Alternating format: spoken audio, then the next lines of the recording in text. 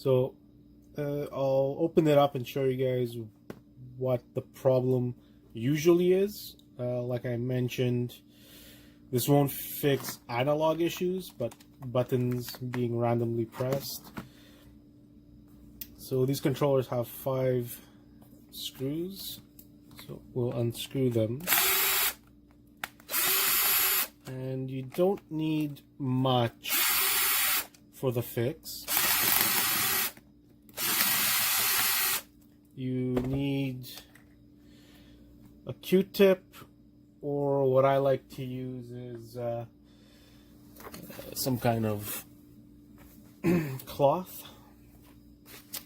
And I also use these shipping labels, but you can use any type of, I guess, paper or something that you're able to fold in a way to give a little bit of thickness.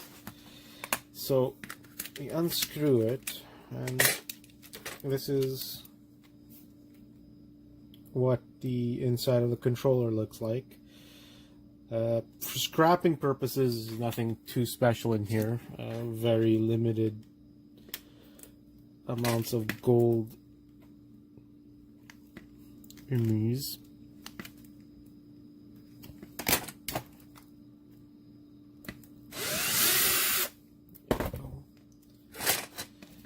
So what the problem usually is this over here. Let me get a good, oh, there you go.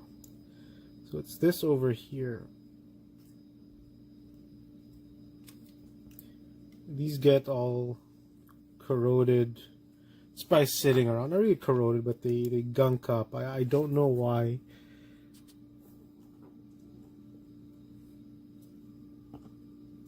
There you go. So these pins here, they get all gunked up, and they get all, I wouldn't say corroded, but they pretty much just gunk up. So you have to clean them. And this here too, that's what you need the Q-tip for, and some rubbing alcohol. You can use a Q-tip. I usually use cloth. So what you're gonna do is just go over the little connector pin things here. Then you'll do the same thing on this, and you'll see by doing this they will get cleaner. You'll see some of the black gunk coming off, some more than other controllers. So you do that. What you're also gonna do is you're gonna kind of lift the connector here, and you'll see there's this kind of spongy, foamy type of piece here. So what you're gonna do is you're gonna take that piece of paper, or like I said, the shipping label, and you're gonna fold it a few times, and you're gonna add thickness to this foam. I guess you can even use another piece of foam if you can find spongy foam, but pretty much all you need is a little bit of thickness.